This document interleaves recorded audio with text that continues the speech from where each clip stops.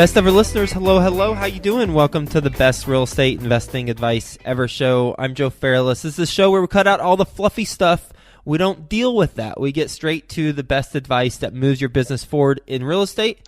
With us today, we got Tosin Oduwole. How you doing, Tosin? I'm doing well. How are you? I'm doing very well, my friend, and thank you for being on the show. A little bit about Tosin, and then he'll get into it in more detail. He has purchased 2 properties as a buy and hold investor, done 5 wholesale deals, and also bought 1 plot of land for an interesting business model, and he'll get into that. He's based in New York City, New York, although he was born and raised in St. Louis, Missouri. With that being said, you can say hi to him first at jmrepartners.com or just click the link in the show notes. Now, with that being said, Tosin, you want to give the best ever listeners a little bit more about your background and what you're focused on? I was born and raised in St. Louis, Missouri. As a kid, I would probably say I got interested in entrepreneurship when me and my buddies just used to walk around the neighborhood and rake people's lawns for 10, 15 bucks, cut their grass, things like that. And so that was kind of how we got the business mind. As I got older, I was always interested in real estate, always wanted to learn about the business. And, my parents were property managers, so I kind of was introduced to real estate at a younger age. And so that's really how my curiosity just got sparked in that industry. When did you buy your first property? The first property was, I believe, October 2011. October 2011. What was it? It was a duplex in Irvington, New Jersey. You're from Missouri. How'd you end up in New York City, New Jersey area? My dad, he moved to the East Coast when I was younger, probably around 12 or 13. And so when I got older, I just basically followed him. And on this property that you bought about 4 or 5 years ago, what were the numbers? It was $45,000 for the acquisition. It needed about $15,000 in renovation. And so it was just a lot of cosmetic stuff like paint, had to replace a couple railings. The siding wasn't too bad, so we just sprayed it down. And so it was a pretty good deal. It's a buy and hold, right? Oh, correct. Yes, most definitely. And what's the rent on it? It's $950 per unit. It has a 2-bedroom, 1-bathroom on the first floor, and then the second unit is a 1-bedroom, 1-bathroom. So you're able to bring in $950 on each side? Well, so $950 on the 2-bedroom, 1-bathroom, and $900 on the 1-bedroom, 1-bathroom. But we also do pay the utilities as far as the water and the heat, and the electric is on the tenants. With that property, how did you find it? I found that. I think I probably found that on Zillow. Because me and a friend, we used to always look on Zillow and Trulia and Craigslist and just try to find things. And every now and then we'd find some pretty good deals. What about the next property? How long after that one did you buy your next one? That one was about a year later. That one we also found on Zillow, but that was in Detroit, Michigan. Because my friend, he was always telling me about the things that were happening in Detroit as far as properties were just going away for dirt cheap.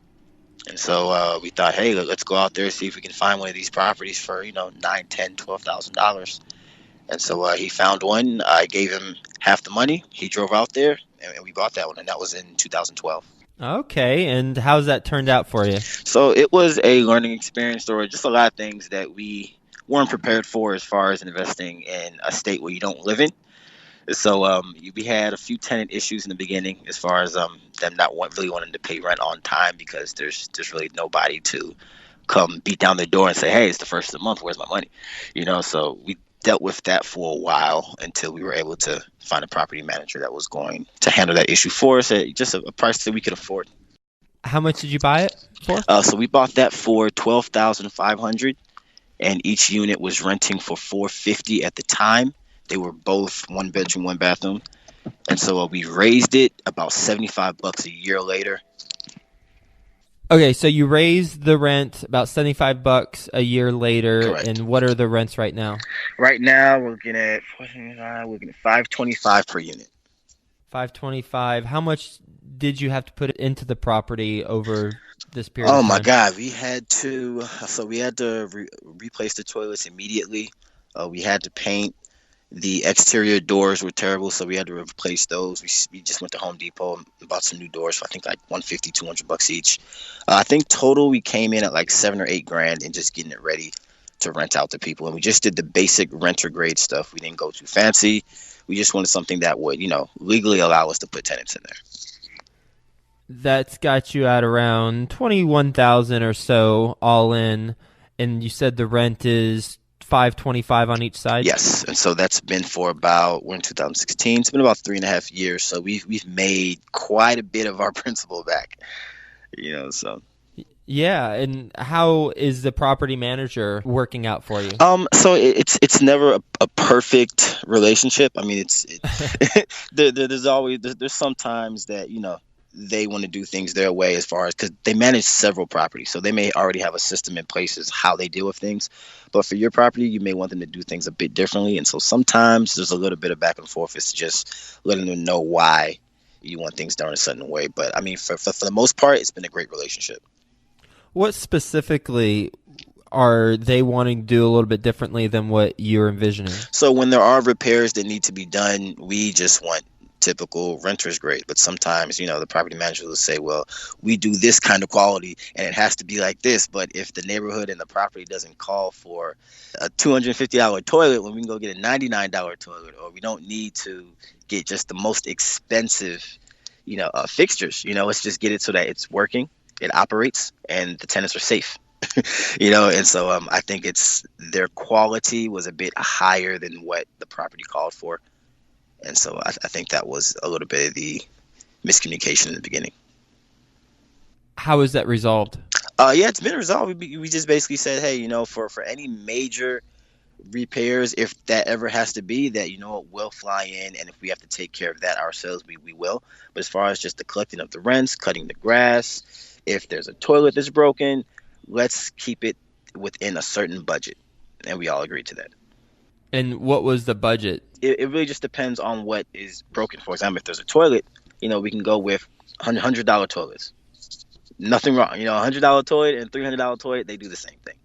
So it's just kind of just keeping things in context to, how do we get things fixed for the least amount of money.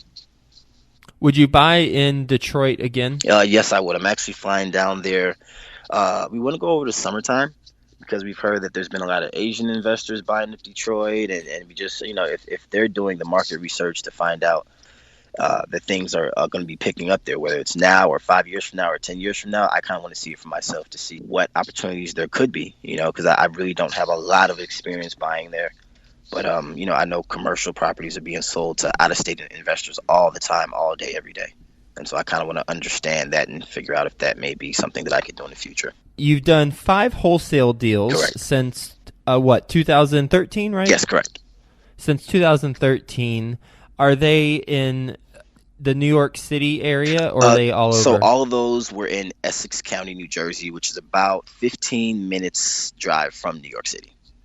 On average, how much are you making on each of those wholesale deals? Well, I can tell you the first one, I made $1,500 on an assignment. The second one, I made $750. And so I was like, okay, I'm getting the process right. I understand what I'm doing, but I kind of wanted to just maximize as far as what my income were. And so I think that the problem that I was running into was that I wasn't following the 65% market value rule, which basically means the acquisition price plus the cost of the renovation should come out to 65% in your purchase contract. And that's what you should assign it over to your investor for.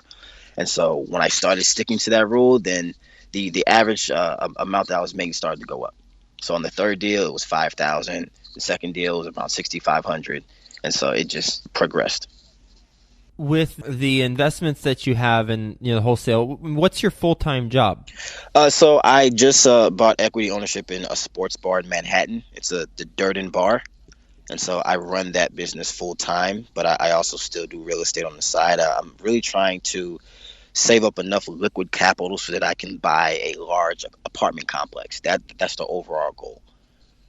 And how, because I'm adding up the figures on wholesale deals, $1,500, $750 plus the money for these investments. How have you received the capital to invest in an equity ownership? Was it from another job or inheritance, or where was that? So in my wholesale, and I was able to meet a lot of investors, even investors that didn't necessarily even buy a deal from me. And so I was able to just build relationships where I was able to raise investor money to go into some other things that didn't necessarily relate to buying and flipping houses.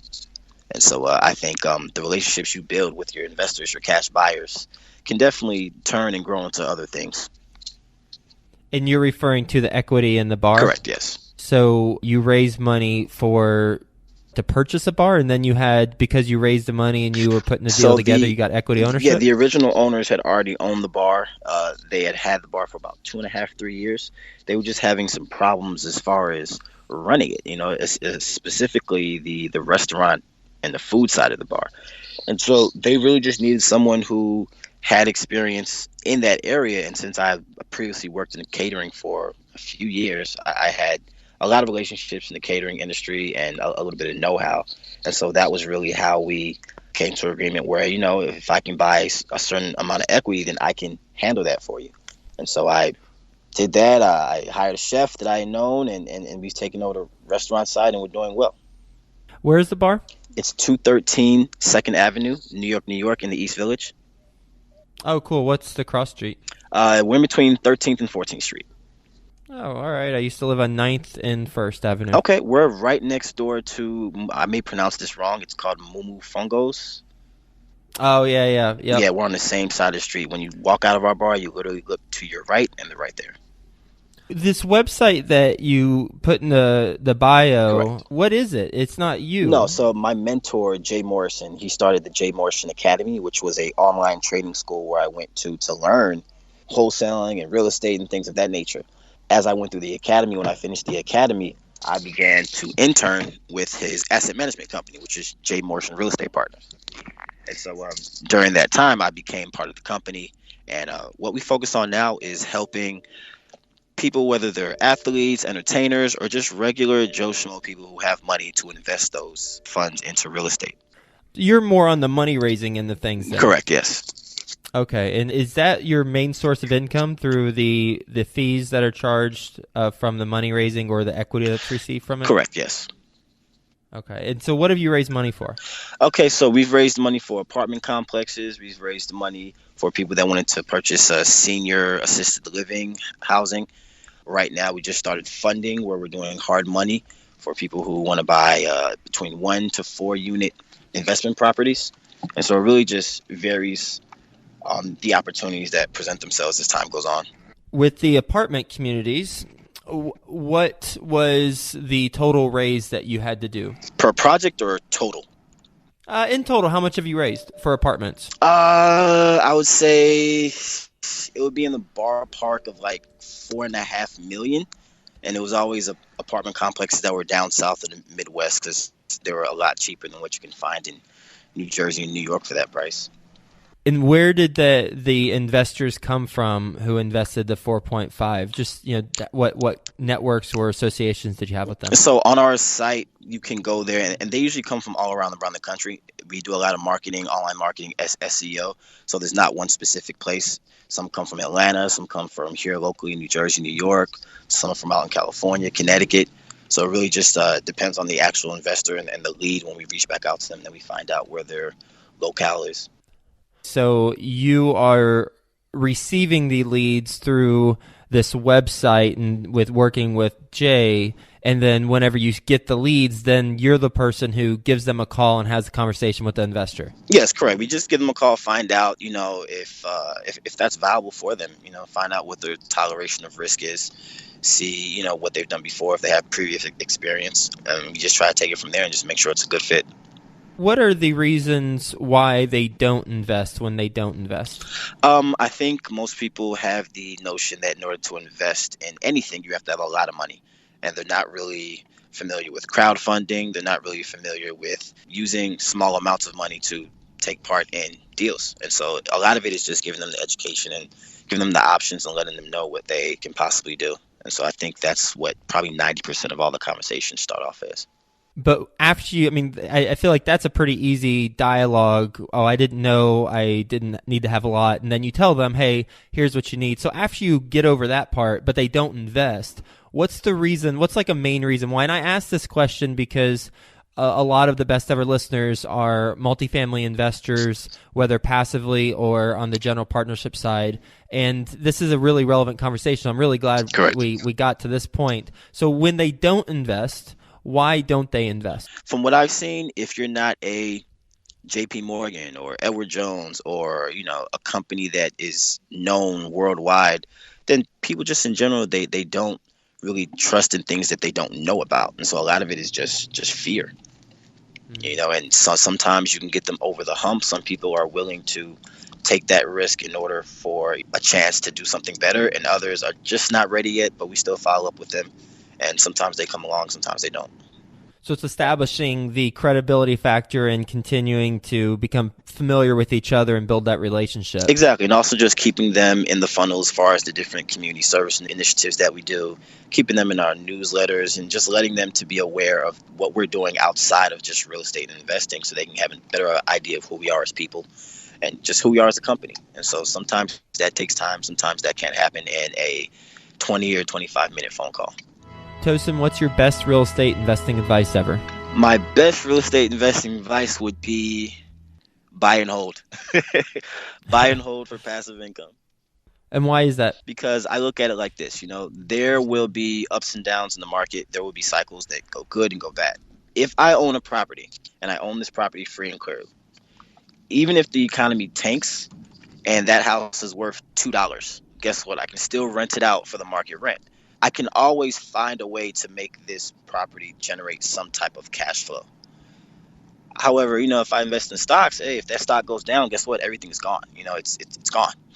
The money is gone. And so I just think that buy and hold and passive income properties, investment properties, is a great tool to have in your investing toolbox.